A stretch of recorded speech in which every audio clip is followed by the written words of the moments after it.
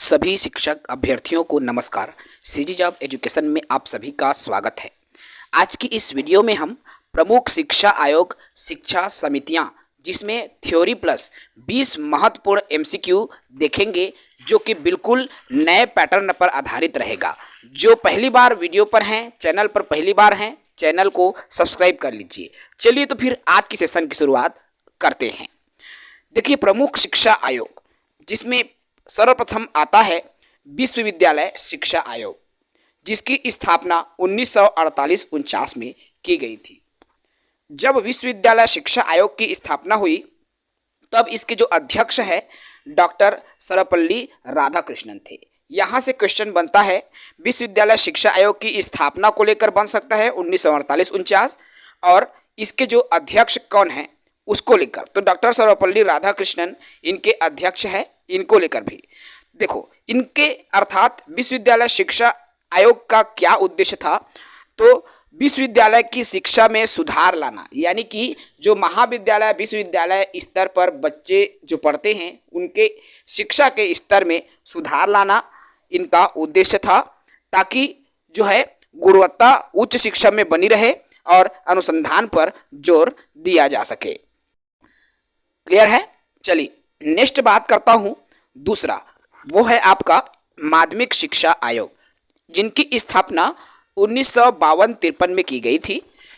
इस आयोग के अध्यक्ष डॉक्टर ए लक्ष्मी स्वामी मुदालियार है, इसलिए इस आयोग का नाम मुदालियार आयोग भी कहा जाता है।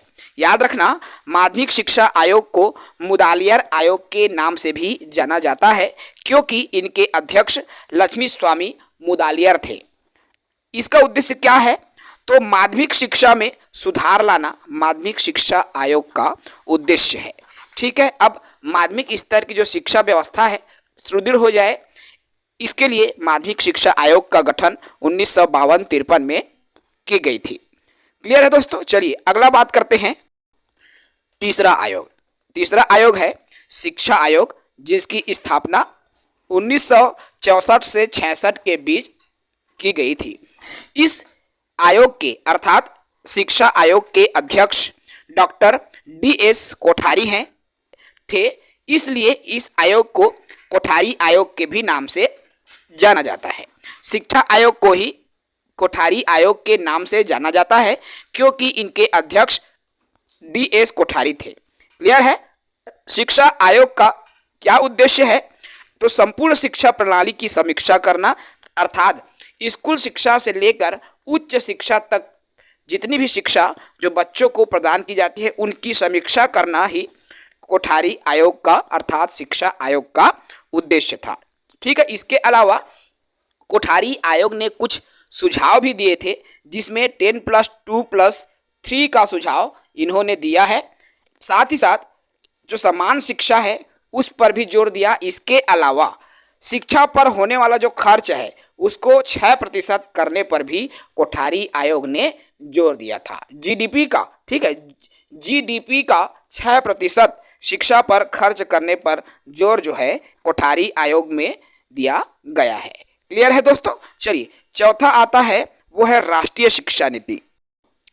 राष्ट्रीय शिक्षा नीति बना जिसमें कुछ बदलाव की आवश्यकता थी, और इनकी जो बदलाव है वह 1992 में की गई। अर्थात राष्ट्रीय शिक्षा नीति का संशोधित रूप 1992 में दिया गया, और जब ये राष्ट्रीय शिक्षा नीति दिया गया तो इसका उद्देश्य शिक्षा का सार्वभौमिकरण करना था। ठीक है, अर्थात जो शिक्षा है पूरे राष्ट्र स्तर पर एक समान शिक्षा या राष्ट्र स्तर पर अच्छे से शिक्षा प्रदान की जाए, इसका उद्देश्य था। और इसमें कुछ प्रमुख बिंदु भी रखे गए थे, जिसमें पहला आता है ऑपरेशन ब्लैक बोर्ड। देखिए, ऑपरेशन ब्लैक बोर्ड आता है, और ये ऑपरेशन ब्लैक बोर्ड कब आया, तो राष्ट्रीय शिक्षा नीति 1992 में आया, इसको याद रखेंगे। इसके अलावा जो है महिला शिक्षा पर भी जोर दिया गया, और इसी राष्ट्रीय शिक्षा नीति 1992 के तहत पूरे देश में नवोदय विद्यालय की भी स्थापना की गई है। ठीक है, तो ये 3 महत्वपूर्ण, अर्थात ये सबसे ज़्यादा इंपॉर्टेंट हम इसी को माने, क्योंकि इसके अंदर काफ़ी सारे और इंपॉर्टेंट चीज़ें निकल कर आ रही है। क्लियर है? चलिए नेक्स्ट बात करते हैं छठवां आयोग। छठवां आयोग है आचार्य राममूर्ति समिति। और ये जो आचार्य राममूर्ति समिति है, इनका उद्देश्य एनपीई 1986 की समीक्षा, जो नई शिक्षा नीति जो बनी हुई थी उनकी समीक्षा करना इनका उद्देश्य था। ठीक है, इन्होंने शिक्षा में समानता लाने और सामाजिक न्याय लाने का सुझाव आचार्य राममूर्ति समिति के द्वारा दी गई है। क्लियर है। चलिए नेक्स्ट समिति की बात करते हैं। देखो 7वां आता है यशपाल समिति। ठीक है, ये भी बहुत ही महत्वपूर्ण है, यशपाल समिति। और इस समिति के अध्यक्ष कौन थे? तो प्रोफेसर यशपाल थे, इसलिए प्रोफेसर यशपाल के नाम से ही इस समिति का नाम यशपाल समिति रखा गया। अब यशपाल समिति का क्या उद्देश्य था? तो बच्चों पर पढ़ाई का बोझ कम करना। देखिए यशपाल समिति का उद्देश्य था कि पढ़ाई का जो बोझ है बच्चों से कम बोझ, अर्थात बच्चों से ज़्यादा बोझ ना हो पढ़ाई का। ठीक है, अर्थात लर्निंग विदाउट बर्डन की बात कही है किसने? आपका यशपाल समिति ने। नेक्स्ट बात करते हैं आठवां आयोग जो है राष्ट्रीय ज्ञान आयोग। और राष्ट्रीय ज्ञान आयोग के जो अध्यक्ष है वो थे सैम पित्रोदा। ठीक है, इसके अध्यक्ष कौन थे? सैम पित्रोदा थे। और इनका उद्देश्य था ज्ञान आधारित समाज का निर्माण, ऐसे समाज का निर्माण जो ज्ञान से लैस हो। ठीक है, उच्च शिक्षा में सुधार और नवाचार पर, अर्थात उच्च शिक्षा और नवाचार पर सुझाव की बात जो है सैम पित्रोदा के इस राष्ट्रीय ज्ञान आयोग में कही गई है। क्लियर है। चलिए नेक्स्ट बात करते हैं 9वां आयोग। 9वां आयोग है राष्ट्रीय पाठ्यचर्या रूपरेखा, यानी कि एनसीएफ। और एनसीएफ की स्थापना कब की गई थी? तो 005 यानी कि 2005, एनसीएफ 2005। ठीक है, इसमें देखिए एनसीएफ के तहत क्या क्या बातें कही गई है राष्ट्रीय पाठ्यचर्या रूपरेखा में? तो एनसीईआरटी द्वारा ये जारी किया गया था। इसके अलावा यह बाल केंद्रित शिक्षा पर जोर देता है, यानी कि बच्चों को मुख्य मानते हुए शिक्षा दे, बाल केंद्रित की, इसीलिए ये बात कहा है। इसके अलावा गतिविधि आधारित शिक्षा, यदि बच्चों को खेल खेल में शिक्षा दी जाए, एक्टिविटी के माध्यम से सिखाया जाए, ये कहा है आपका राष्ट्रीय पाठ्यचर्या रूपरेखा। ठीक है, एनसीएफ 2005। नेक्स्ट बात करते हैं 10वां नीति या समिति, जो कि ये नवीन समिति है, राष्ट्रीय शिक्षा नीति, जिसको न्यू एजुकेशन पॉलिसी के नाम से भी आज वर्तमान में जानते हैं, एनईपी 2020 के नाम से भी इसको जानते हैं। और आपके एनईपी से जुड़ा हुआ एक प्रश्न अनिवार्यतः पूछे जाते हैं। चूंकि यह एक शिक्षा समिति या आयोग का हिस्सा है, इसलिए मैंने एनईपी के बारे में थोड़ा सा रखा है। तो राष्ट्रीय शिक्षा नीति, जिसको एनईपी बोला जाता है, 2020। और इसके प्रमुख बिंदु है 5+3+3+4। ठीक है, तो ये 5+3+3+4 की संरचना की बात करता है। और राष्ट्रीय शिक्षा नीति ये मातृभाषा में शिक्षा देने की बात करती है। ठीक है, इसके अलावा ये जो है कौशल आधारित पढ़ाई लिखाई, यानी कि बच्चे जब पढ़ें तो कुछ न कुछ कौशल आधारित कार्य सीखते हुए वो पढ़ें, इस पर जोर देता है। बहुविषयक शिक्षा पर जोर देता है ये आयोग, अर्थात राष्ट्रीय शिक्षा नीति। क्लियर है दोस्तों? तो ये तो रहा प्रमुख आयोग। और अब हम इस आयोग से जुड़ी हुई 20 अत्यंत महत्वपूर्ण, जो बिल्कुल नए पैटर्न पर आधारित रहेंगे, एमसीक्यू की बात करते हैं। तो चलिए अब इस पर आधारित कुछ एमसीक्यूज, 20 एमसीक्यूज देख लेते हैं। चलिए, सवाल आपको स्क्रीन पर दिख रहा है, ये आपका सही जोड़ी है, आपको मिलान करना है। क्लियर है? एक तरफ सूची 1 है, एक तरफ सूची 2 है, एक तरफ आयोग और दूसरी तरफ उसकी स्थापना की डेट की बात कही गई है। सबसे पहले आता है राधा कृष्णन आयोग, उसके बाद मुदालियार आयोग, फिर कोठारी आयोग, और इसको सही क्रम में हमको मिलाना है। ठीक है, तो जैसे ही हम इसको मिलाते हैं तो हमको क्या पता चलता है? राधा कृष्ण आयोग, जिनकी स्थापना कब की गई थी? 1948-49 में की गई थी। ठीक है, इसके बाद आपके मुदालियार आयोग, इसकी स्थापना जो है 1952-53, और कोठारी आयोग जिसकी स्थापना 64 से 66 के बीच, यानी कि इसका जो उत्तर हो जाएगा ए वाला ऑप्शन सही उत्तर हो जाएगा। क्लियर है? तो इस प्रश्न का जो ऑप्शन ए सही उत्तर हो जाएगा। चलिए नेक्स्ट प्रश्न की बात करते हैं। देखिए दूसरा प्रश्न है, आपको जो स्क्रीन पर दिख रहा है, ठीक है, चलिएगा। दूसरा प्रश्न आप देखिए स्क्रीन पर आपके दिखाई दे रहे हैं। माध्यमिक शिक्षा आयोग किसके नेतृत्व में बना था? जो माध्यमिक शिक्षा आयोग किसके नेतृत्व में बना था? Doctor Kothari, doctor Yashpal, doctor Lakshmi Swami Mudaliar या राममूर्ति? तो बताइए इसका सही उत्तर क्या हो जाएगा? माध्यमिक शिक्षा आयोग, या इसको कौन से आयोग कहा जाता है?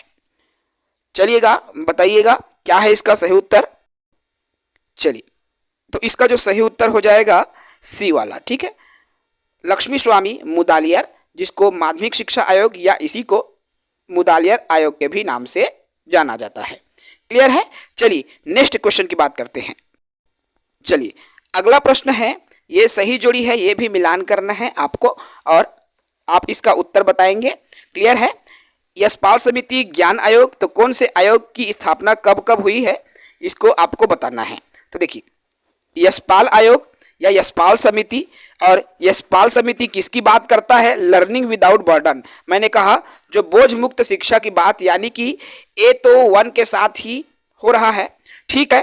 तो ज्ञान आयोग अर्थात ज्ञान आयोग जो है 2000, यहाँ पर अगर एक मैच हो गया A1 तो B3 यानी कि ज्ञान आयोग, और C2 राममूर्ति समिति, यानी इसका उत्तर हो जाएगा हमारा ए वाला ऑप्शन। क्लियर है? चलिए नेक्स्ट क्वेश्चन की बात करेंगे। Question number 4। देखिए चौथा प्रश्न आपका क्या हो जाएगा? शिक्षा आयोग को किस नाम से जाना जाता है? शिक्षा आयोग किस नाम से जानते हैं? ए मुदालियर आयोग, बी कोठारी आयोग, सी राधाकृष्णन आयोग या डी राममूर्ति आयोग? तो शिक्षा आयोग को कोठारी आयोग के नाम से जाना जाता है। इंपॉर्टेंट है, याद रखेंगे, क्योंकि आयोग से संबंधित एक प्रश्न आता ही है, इसलिए मैंने ये जो एमसीक्यू सीरीज और ये टॉपिक लेकर आया आपके लिए, ताकि आपका 1 नंबर जो है कहीं ना जाए। क्लियर है? चलिए 5वां प्रश्न की तरफ आते हैं। देखिए 5वां प्रश्न भी आपके साथियों विकल्प आपका सही जोड़ी वाला है, ठीक है। राधाकृष्णन आयोग, इसके साथ तो राधाकृष्ण आयोग जो है क्या है? एक उच्च शिक्षा आयोग है, इसका जोड़ी बिल्कुल सही है। मुदालियर आयोग, और यह क्या है? माध्यमिक शिक्षा आयोग या मुदालियर आयोग, अर्थात इसका भी एज इट इज जो है A1 B2 C3, इस तरह से इसका उत्तर ए ही हो जाएगा। क्लियर है? चलिए नेक्स्ट सवाल की बात करेंगे। सवाल नंबर 6वां क्या कहता है? देखिए 6वां सवाल क्या है, आपको स्क्रीन पर दिख रहा होगा। ऑपरेशन ब्लैक बोर्ड किस नीति से संबंधित है? ऑपरेशन ब्लैक बोर्ड ये किस नहीं है, किस, ये कौन से सन की बात करता है, ठीक है। अर्थात ऑपरेशन जो ब्लैक बोर्ड चलाया गया था तो कौन सी नीति के तहत चलाया गया था, किस नीति से संबंधित है? तो ये जो है 1986, ठीक है, में एक नीति बनी थी जो कि शिक्षा में सुधार के लिए, तो इसका उत्तर हो जाएगा आपका 1986, जो कि संशोधित हुआ बाद में 1992 में, ठीक है। चलिए नेक्स्ट क्वेश्चन की बात करेंगे। क्वेश्चन नंबर 7वां प्रश्न है, आपको स्क्रीन पर दिख रहा है, आप देख पा रहे हैं। Learning without burden. अब विदाउट बर्डन अर्थात बिना बोझ के शिक्षा की बात तो कोठारी आयोग, यशपाल समिति, राममूर्ति और ज्ञान आयोग, ये तो स्पष्ट है। यशपाल समिति जो है शिक्षा बिना बोझ के की बात करता है, लर्निंग विदाउट बर्डन की बात करता है, ठीक है। चलिए 8वें प्रश्न पर आते हैं। देखिए 8वां प्रश्न जो है स्टेटमेंट बेस्ड क्वेश्चन है, ठीक है। कथन और कारण। कथन है हमारा, यशपाल समिति ने शिक्षा का बोझ बढ़ाने की सिफारिश की। कारण है बच्चों को अधिक अभ्यास चाहिए। अब इसका क्या उत्तर हो सकता है? ए दोनों सही, बी दोनों गलत, सी ए सही आर गलत या डी ए गलत आर सही। तो यशपाल समिति शिक्षा के बोझ को बढ़ाने की बात नहीं करता बल्कि कम करने की बात करती है, यानी कि कथन तो हमारा गलत हो गया।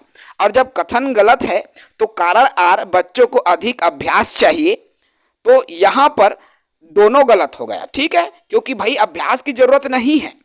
क्लियर है, इसलिए जो है इसका उत्तर हो जाएगा बी वाला ऑप्शन। क्लियर है, चलिए नेक्स्ट क्वेश्चन की बात करते हैं। अगला सवाल है हमारा सवाल नंबर 9 नंबर का क्वेश्चन देखिए, आपको स्क्रीन पर दिख रहा है, आप देख पा रहे होंगे। कथन और कारण वाला सवाल है। एनसीएफ 2005 बाल केंद्रित शिक्षा को बढ़ावा देता है। कथन और आर कारण कहता है यह गतिविधि आधारित शिक्षण को समर्थन करता है। बिल्कुल मैंने एनसीएफ 2005 की बात कही, जिसमें ये दोनों कारणों की बात कही है, ठीक है, तो दोनों सही हैं। आर इसका कारण है, दोनों सही, आर कारण नहीं। ए सही, आर यानी कि इसमें सी और डी वाला ऑप्शन तो गलत हो गया, ठीक है, तो इसमें दोनों सही हैं, ठीक है। गतिविधि आधारित शिक्षा की बात करती है, यानी कि इसका उत्तर हो जाएगा ए वाला ऑप्शन। क्लियर है दोस्तों, चलिए नेक्स्ट सवाल की तरफ आते हैं।